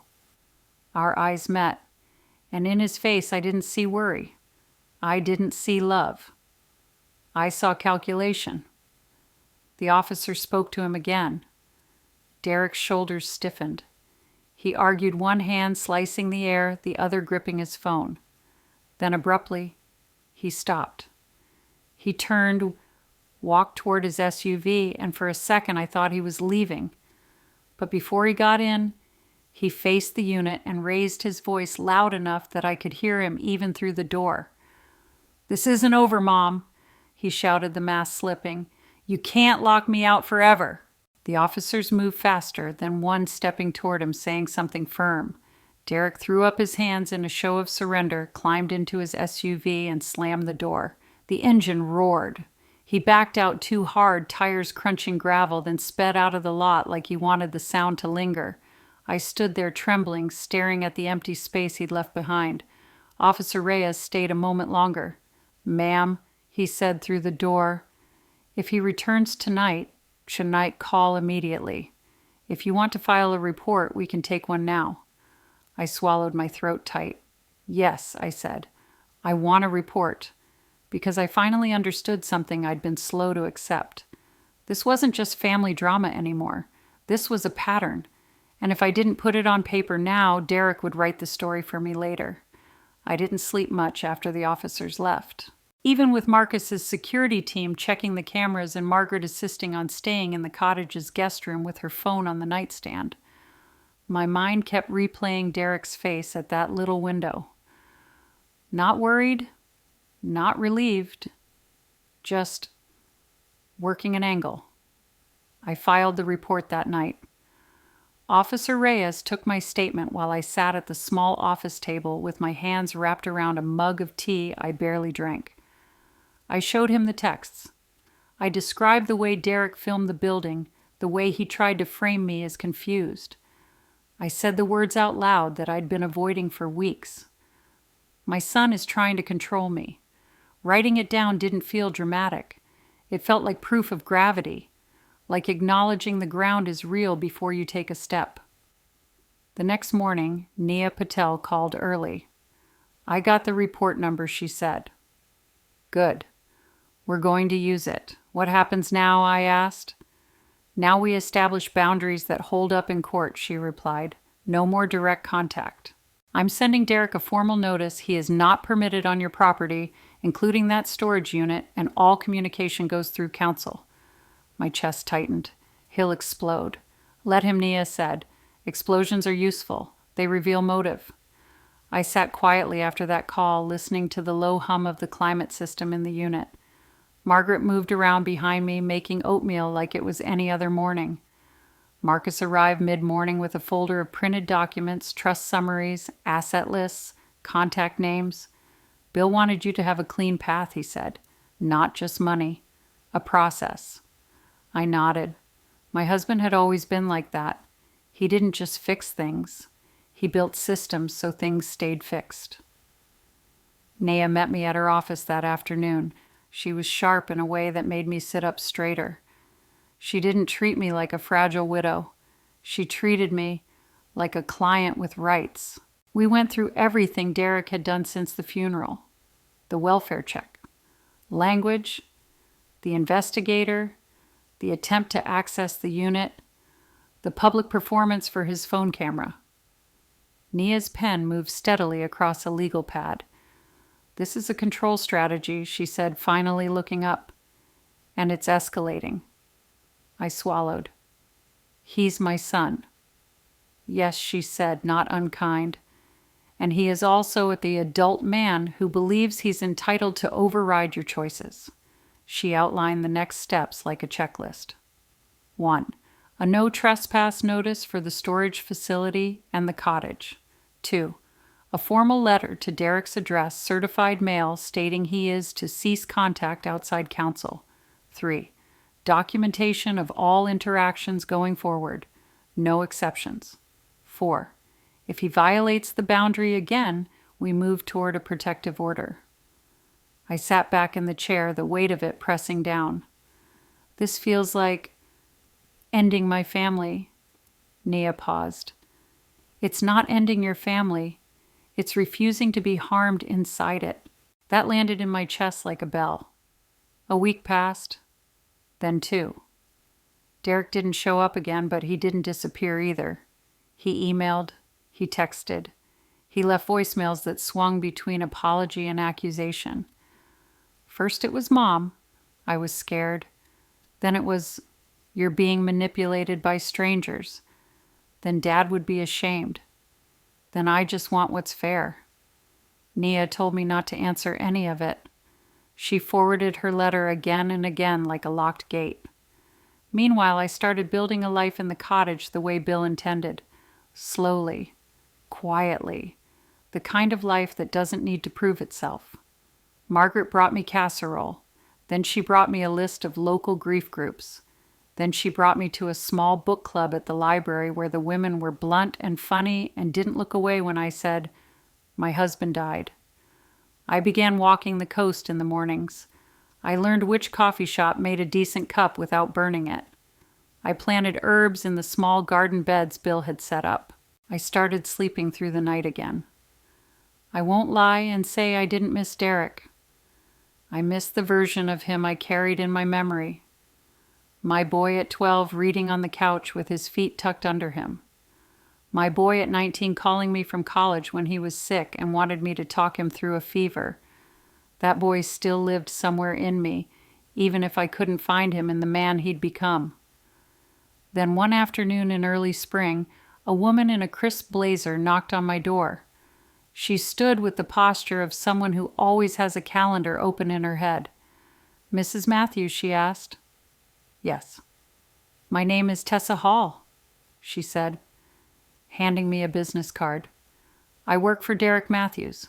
I'm his executive assistant. He asked me to speak with you." Something in my stomach tightened. Why didn't he come himself? Her expression flickered professional but uncomfortable. "He thought you might not take his call." I let her in. We sat at my kitchen table, sunlight coming in through the window like it was trying to soften the moment. Tessa opened a folder and slid a few papers toward me. "Derek is in trouble," she said plainly. I didn't touch the papers. "What kind of trouble?" "Financial," she said. "The condo project he put most of his capital into. It's stalled. Regulatory issues, environmental remediation, investors pulled out. His renovation costs on the Toronto condo doubled. He's overextended. My chest stayed strangely calm. Not because I didn't care, but because I'd been bracing for this since the moment Derek threw me out of my home and called me useless. "And what does he want?" I asked. Tessa hesitated. "He wants help." There it was. No apology, no repair, just the ask. I looked at her, and I felt something sharp and sad rise in me at the same time. "Did he send you?" "Because he's embarrassed?" Her cheeks flushed slightly. "He's under a lot of stress." "So was I said quietly. "On my birthday, when I had nowhere to go." Tessa's eyes dropped. "I'm not here to argue with you, ma'am. I'm here because foreclosure proceedings could begin within weeks." I stared at the table for a long moment. Then I said, "Tell Derek I heard him, and tell him I'll consider it." Tessa looked relieved too quickly. "Can I tell him you'll," though I said firm, but not loud, "you can tell him I'll consider it. That's all." After she left, I called Nia. Nia didn't sound surprised. "It was always coming," she said. "The question is, what do you want to do?" That night I drove into the city without telling Derek. I wanted to see the condo for myself. I wanted to look at the wreckage, not hear about it. The doorman recognized me and hesitated, but he let me up. When the elevator doors opened, I almost didn't recognize the place. Walls stripped, wiring exposed, dust everywhere, fixtures stacked like junk. It looked like somebody had tried to turn a home into a trophy and ended up tearing the heart out of it. I stood there in the wreckage and felt two things at once: grief for what had been and gratitude that Bill had built me an exit. A sound behind me made me turn. Derek stood in the doorway. He looked smaller, not physically, but in the way stress pulls the shine off a person. His shirt was expensive but wrinkled. His eyes had the tired redness of someone who'd been living on adrenaline and denial. "Mom," he said. I didn't move. I wanted to see it. His jaw flexed. "So you believe it now?" "I believed it when your assistant came to my house," I said. "I came to understand it." He let out a short breath like he was trying not to fall apart or lash out. "Are you going to help me?" I looked at my son in the shell of what used to be my home and felt something settle inside me. Something I'd been building since the night he stood outside the storage unit and tried to turn me into a story. "Yes," I said, "but not the way you want." His eyes narrowed, bracing. "Meaning?" "Meaning. I won't hand you money and hope you behave," I said. "If I help you, it will be structured, transparent, managed, with conditions." His mouth opened, ready to fight, then closed again.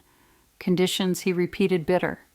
"Yes," I said, "because love without boundaries is just permission to keep hurting people." He stared at me, breathing hard through his nose like he was trying to decide which version of himself to be. I kept my voice steady. "You want help? Then you come to Carmel tomorrow. We talk like adults. You show everything: debts, contracts, liabilities. And you apologize for what you did to me. Not in a quick sentence. In a real way." He looked away, and for a second I saw something raw flicker across his face. "I don't know if I can do all that," he muttered. I nodded once. "Then you don't get my help?" He looked back at me, and the anger was still there, but underneath it there was fear. Not fear of losing money, fear of being seen clearly. I turned toward the elevator. As the doors closed, I watched him standing in that gutted condo surrounded by consequences, and I realized something that surprised me with its quiet power. For the first time in a long time, I wasn't begging my son to love me. I was asking him to be decent. I drove back to Carmel with the windows cracked and the ocean air filling the car. My hands didn't shake on the steering wheel. My heart still hurt, but it didn't feel helpless. Bill's garage key hadn't just opened a door to money, it opened a door to my own backbone. And whatever happened next, whether Derek chose growth or resentment, I knew I would not be thrown out of my life again.